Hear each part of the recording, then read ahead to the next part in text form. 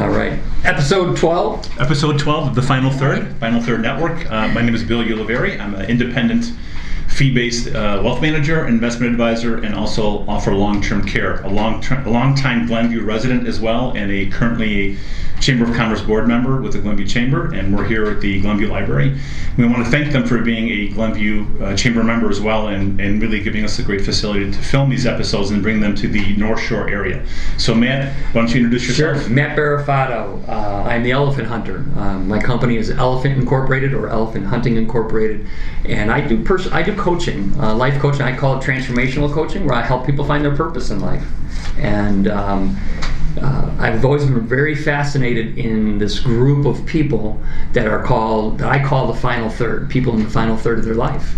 And we can't predict when you're going to leave this earth, but you know what? If whoever the oldest living relative is, divide their age by 3, and when you hit 2, so my dad's 90, when I hit 60, I'm in the final third if I live as long as him. I'm going to probably think differently than I did when I was in my first third or the middle third. Mm-hmm. And so that is the topic. We're bringing topics to the table that address this, and this issue about taking responsibility for things that happen in the final third is what we're going to talk about today. Karen, why don't you introduce yourself? Our guest is Karen Kopan from Intensive Karen.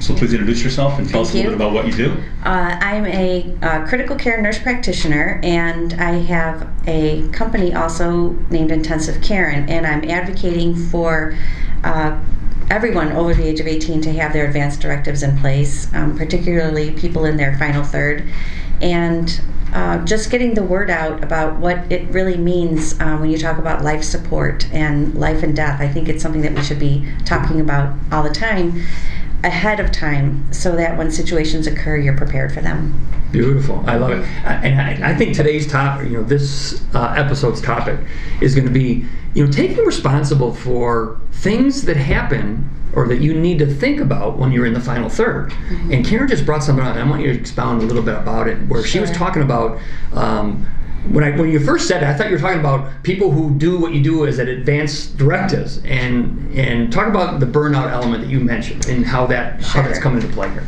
Yeah. This is my 33rd year working in critical care, and of course along the way there are ups and downs, and there are some really awful tragedies that I've seen in my career, and there's some stupendous miracles that I've witnessed as well, so everything on that spectrum. And there are times where I feel, I don't know if burnout is really the correct term, some distress about some of the care that we see delivered.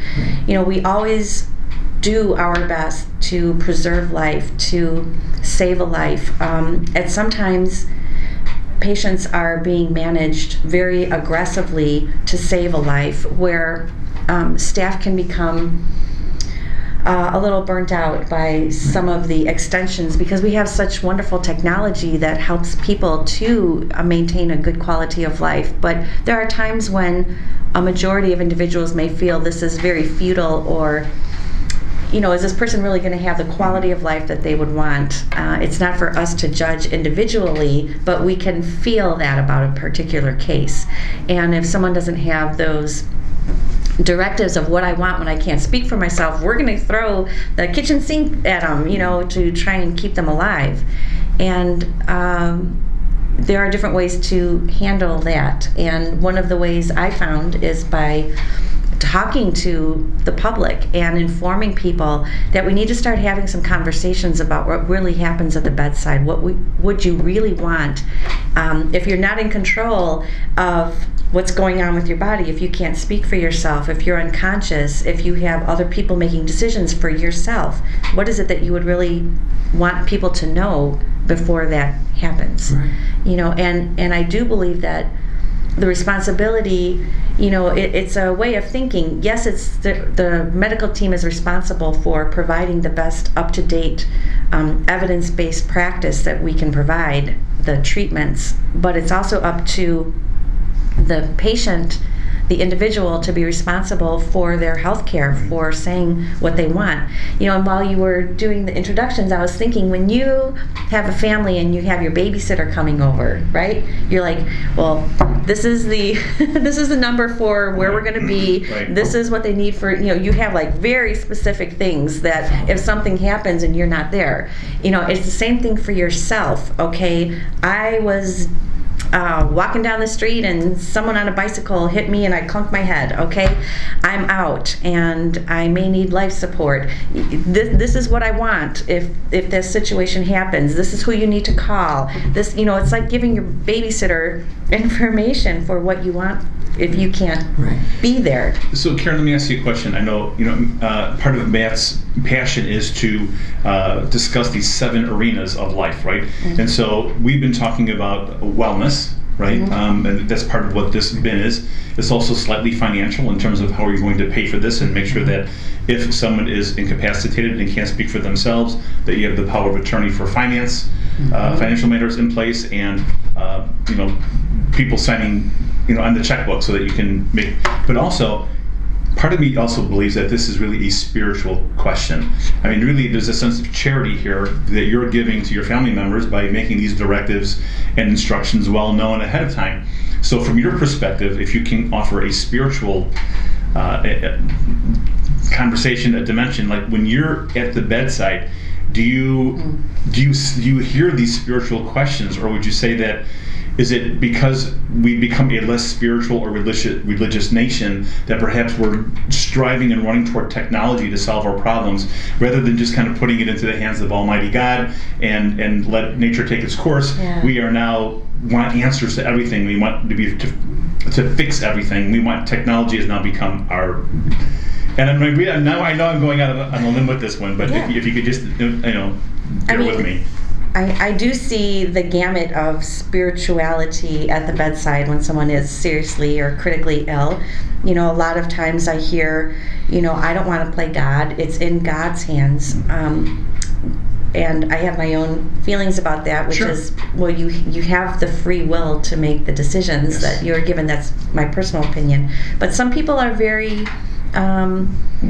cautious to step in and make some decisions because they believe that it's in God's hands. We'll just do everything medical that we have available to us, and if they so that's the opposite that I would have thought. We're going to put it in God's hands, but we're going to get the crash card over here as soon as possible, kind of thing. Right, because if they're meant to survive this, they will, and if they're not, they're not going to. Interesting. But they're. I mean, I've seen everything. People come in with literature that they found on the internet and ask, should we be doing these things? Right. And it's so important, I think, that those wishes are expressed. Yes. We're seeing that now with the immunization outbreak in New York. So it's mostly ultra-Orthodox Hasidic Jews have the highest incident of measles, I think it is. And I was watching an interview last night where a mom said that she had 5 children. They had all contracted measles. She didn't get any of them immunized, so regardless of which side of that you're on. But she felt that to immunize was to somehow impose and reduce the power of God in the lives of her family. So, I mean, I respect all those, religious decisions, but again, free will is really that's part of who we are as human beings. Right. But well, you know what? It's interesting. So, what Bill was referencing in the beginning, and I want to give everybody a little context.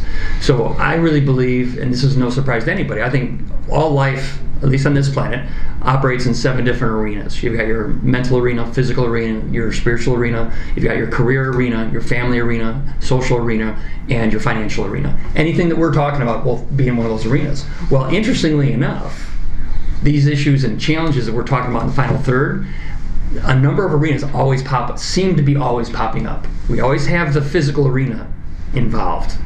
Because either if you're taking care of your body or you're not taking care of your body, or you've got a disease that you can't control, whatever it is, it's physical body, the family's pretty much always going to be involved in that. So your family arena is there front and center. Your financial arena is going to be always present in this, especially if someone is in your final third. And then the last one is going to be probably the spiritual, but it's not like we're putting our spin on what we believe in spirituality. It's just the spiritual discussion is going to take place, whatever you believe. We are spiritual beings. I mean, Exactly. we're both body and spirit. So. And again, somebody who is totally an atheist, they have their own view on it, but it's really up to them to just, you're seeing it on the table. When someone's, it's sort of like there's no atheists in a foxhole. Isn't that what I've heard From before? World War II, I think. World War II was the deal. When you're about to die, well, I'm not trying to judge that. I'm just saying that you've been at that bedside where people are about to die, and when they do, things come out, right? That's what you're saying.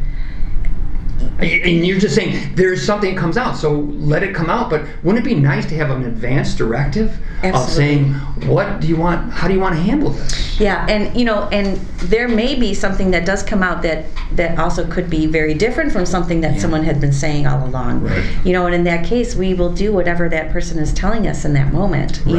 Because that is what medical professionals want, is a shared decision-making process. We can't make all the decisions for you. Right. We can, but we would prefer that we have some input from you or your family or your agent that guides us in the management. Sometimes when I get into a discussion, a debate, or an argument with a family member, I'm not really good at the time that it happens, right? I come up with my best arguments like 20 minutes later, like, I should have said this, I should have done that. It's called delayed intelligence. Yes. And this conversation reminds me of that, is that when you're in the emergency room or you have to quickly make a decision, the hospital is on their own time clock. I mean, it's, emergency, room number 4, number 6, number 8, code blue, whatever all the lingo is. And you are in this kind of suspended time animation where you don't have the luxury of dwelling and thinking and say, well, can you get back to me in 20 minutes? Well, no, I'm, it's like, over here. So, that was very good. So you don't want to have that second guessing of yourself, because you don't have time to make that decision. You've got to, it works better if you have that conversation ahead of time and on paper, and you're really just responding to a decision that's already been well thought out, rather than acting off the cuff and immediately. Yes, that's true. Sometimes there isn't a lot of time for decision making, and sometimes we'll act on the behalf of definitely being more aggressive and saving someone, and then we can always, after discussions, remove things that we put. You remove a breathing tube or a ventilator or dialysis or whatever we've started. But definitely, if the person didn't want it in the first place, because there are times when that happens, where someone has an event and they call it code blue, and then we find out later that person wasn't supposed to have anything. They were supposed to pass naturally, and for whatever reason the information wasn't passed along how it should have been.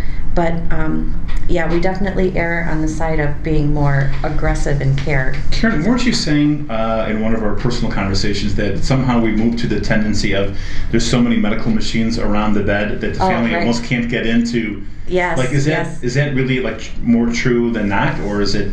I mean, it crowds happens. out the family. Yeah. Yeah, it can happen because, especially with all of our advances, I describe it as like a snowball effect. Like, you may have one thing happen, and then you're dependent on one machine for one organ system, which then may affect another organ system, because you may come in, say, with an infection, and then we give you medications for that, and then it might affect your kidneys, and then we might have to support your kidneys with dialysis, and then the heart might have an issue, or especially as we get older, you have other conditions that affect you when you come into the hospital. It's no longer a straightforward, you've got pneumonia.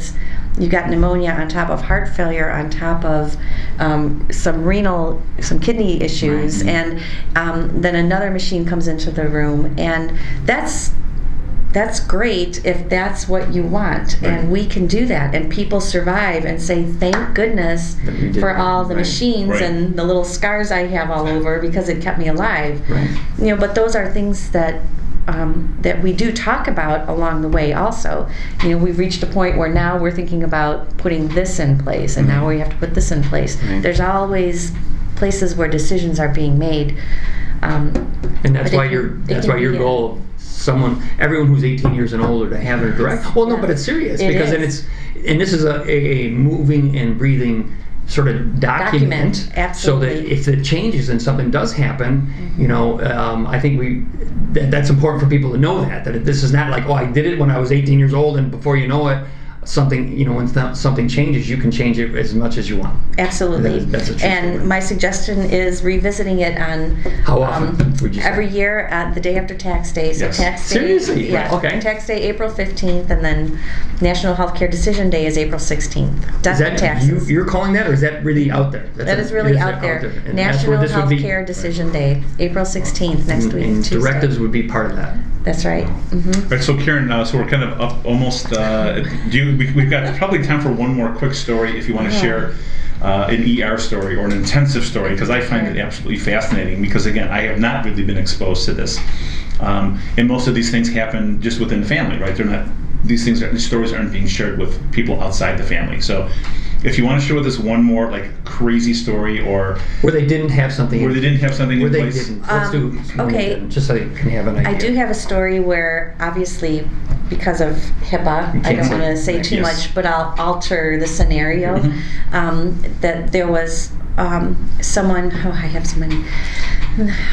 There was one person who was actually involved in an accident. They were in their 40s, and they did not have a significant other or children, and so the parents were decision makers. And this person was on a ventilator for life support and could not make their own decisions. How old?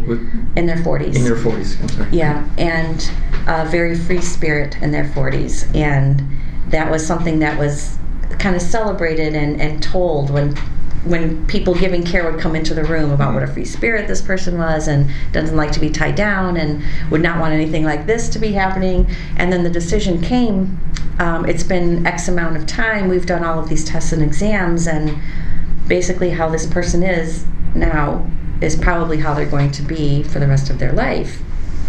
And now came the decisions about putting in a trach tube and a feeding tube to keep that body alive, even though the person couldn't interact. And the family decided, we're going to go ahead and do those things, and we're going to send this person to a facility and for whatever time that person has, because it was very difficult to say, I let them go. Right. And I just found that paradox of, being so happy to explain the free spirit of this person and share that, and then not being able to let that person go and be that free spirit. To shackle them somewhat to this technology to keep them going. Right, yeah. But, we as a team fully supported their decision 100%, because that's not my child. That wasn't, but if that person had an option to choose and then communicate that To everyone. would that outcome have been different? Right. We never know. We never really don't know the outcome of any of our decisions. On one hand, maybe the decisions to provide the tracheotomy in the bag would have potentially helped them recover. You don't know, and then they would have had 40 more years of free spiritness. On the other hand, you don't know. Right. I mean, No. And we're not advocating that we're not advocating for euthanasia. right. No, We're no, well, not at all. and I want to make sure that everybody Sure. understands this. What we're Yeah. advocating for is, if someone in sound mind and was ahead of time had said, I would like this to happen, and again, you coach them through. You're not saying that. You're Absolutely. saying, I want you to kill me if this happens. We're not No. saying that. We're saying that if it comes, and this is where inside the power of attorney, I just thought it was very interesting. The one that we used for my dad, that they gave a very general description and definition of what that means, but it didn't give scenarios. Yeah. And then you go, well, how would that work then? Right. And we could have had much more detail in there if that person was that, adamant about not, I don't want you to go kill me, but I want you to know that if X, Y, and Z happen, and these are the kinds of things, that this is how I would like to not be on machines or whatever. Exactly. Is that right? Does that make sense? What There I'm is, saying? and there are that can be clarified. You Okay. can say, if you're irreversible coma, if it's a severe brain injury, if Right. it's this terminal condition, if it's another condition that I don't want to be in, I'm going to put this down right Sure. here and tell you what that condition is, and I don't want X, Y, or Z. or you better give me everything that's out there available Right. to the very end. You know, Right. put that down in writing, and then everone knows. Yeah, Everyone it's knows. never a guess. Right, so Yeah. Karen, we're up against our 20 minutes again. You know, these episodes go by so fast, I could go for hours. So why don't you please share with the viewers how they can get in touch with you, how they can book an appointment if they want to Sure. do an advanced medical directive, and just the final contact information. Okay, thank you for having me. So you can contact me through my website at www.intensivekaren.com or email karen@intensivekaren.com. Matt? Beautiful. And it's Matt Berrafato. Company is Elephant Hunting Incorporated. I'm the Elephant Hunter, and Matt at elephanthunting.net is my email. My number 847-757-2467.